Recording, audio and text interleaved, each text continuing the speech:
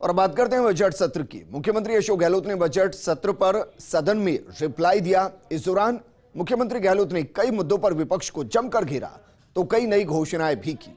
गहलोत ने नेता प्रतिपक्ष गुलाब चंद कटारिया पर तंज कसते हुए कहा कि आप निश्चिंत रहें, ये अमृत बजट है। हमारी सरकार ने किसानों का कर्ज माफ किया, लेकिन विपक्ष ईआरसीपी पर साथ दे। सभी सांसद पीएम मोदी से राष्ट्रीय परियोजना घोषित करने की मांग करें। राजस्थानी नहीं, पूरे देश में पुरानी पेंशन की चर्चा हो रही है।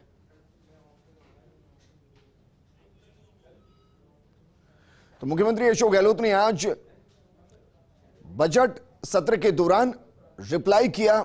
उनसे पहले नेता प्रतिपक्ष गुलाब चंद कटारिया ने सरकार के इस बजट पर कई सवाल खड़े किए और कहा कि जो घोषणाएं की गई वो पूरी होने वाली नहीं, लेकिन मुख्यमंत्री ने कहा जो हमने घोषणाएं की 70% पूरी हुई और ये जो घोषणाएं की ये भी हम पूरी करके दिखाएंगे।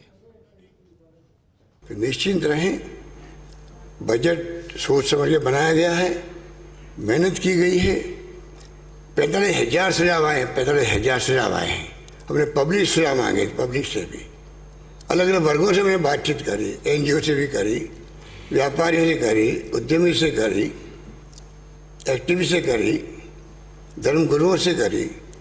जिसके सुझाव आए छात्रों से, नौजवानों से, बेरोजगारों से, कर्मचारियों संगठनों से, तब जाकर के ये अमृत के रूप में निकला बजट, अमृत के रूप में निकला बजट। इस बार हिम्मत दिखाई आप लोगों ने, इस बार हिम्मत दिखाई।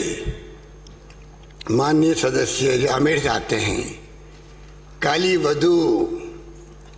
वधू को ब्यूटी पार्लर ले गए और बाल लेके दिखा दिए। बजट की टेक्स्ट है ये, बजट टिप्पणी थी आपकी, क्योंकि कहने के लिए आप में कुछ बचा ही नहीं था। तो हमारे माननीय सदस्य क्या करते, कुछ तो कटाक्ष करते। तो मुझे खुशी है उन्होंने अपनी गलती को माना और माफी मांगी प्रदेशवासियों से। अध्यक्ष महोदय, ये बार बार आप कहते तो कर्जा माफी नहीं हो क्या, एक पब्लिक में भी यहाँ भी, तो फिर कर्जा माफी भी 22 लाख लोग धन्यवाद क्यों दे रहे हैं? तो ऑनलाइन है, कोई देख सकता है कि 22 लाख लोग कौन कौन है। वो 14,000 करोड़ में 6,000 करोड़ तो आपके दोस्त का बाकी था, वो मैं चुकाया साथ में। बड़ी योजना है। प्लीज प्लीज प्लीज, कहाँ देख रहे हो नेता प्रतिपक्ष, उधर मुझे को भेज भी देखो कि कृपया करके आप इसके लिए लीड लो। ईआरसीपी को राष्ट्रीय परियोजना घोषित करवाने के लिए आप लीड लो तो हमारा काम हो जाएगा। जो बजट में घोषणाएं हैं हमारी, ये तो उसकी वानगी है। क्या वो चेंज योजना हो, मैं मांग करूंगा केंद्र से भारत सरकार को भी 10 लाख का बीमा करना चाहिए। नंबर 1, हमने अस्पतालों में कैशलेस इलाज शुरू कर दिया है, कर देंगे। उसके लिए मैं कहना चाहूँगा आपको कि कैशलेस इलाज होना आईपीडी ओपीडी बहुत बड़ी बात है। कुछ पैसे लगेगा ही नहीं सरकारी अस्पतालों के अंदर। वो मैंने घोषणा की है पुरानी पेंशन योजना, देखिए चर्चा पूरे देश के अंदर है। ये आप जरा भावुक आदमी को समझना चाहिए, तो बहुत ही सेंटिमेंट मामला है ये, मानवीय दृष्टिकोण का मामला है। अगर हमने सोच समझ के कदम उठाया है तो वेलकम क्यों हो रहा है उसका? इसलिए हो रहा कि उनको सिक्योरिटी मिल गई है। 38 में किसी कौन कहाँ रहेगा, अगर ये हम चिंता करेंगे तो फिर कोई फैसला नहीं कर पाएंगे। मुख्यमंत्री जी, मैं आपको बहुत विनम्रतापूर्वक कह रहा हूँ, इस सीट परीक्षा में जिस प्रकार का गालमेल हुआ है, अगर आपके मन में कहीं गांधी जिंदा है तो मेरी विनम्र हाथ जोड़ के प्रार्थना है, इस स्कैंडल के आधार पर उस व्यक्ति तक पहुंचो जिस व्यक्ति ने इस प्रकार का केवल और केवल शिक्षा संकुल की जिम्मेदारी बाकी सब जगह पर प्रशासन ने किया, पुलिस ने किया।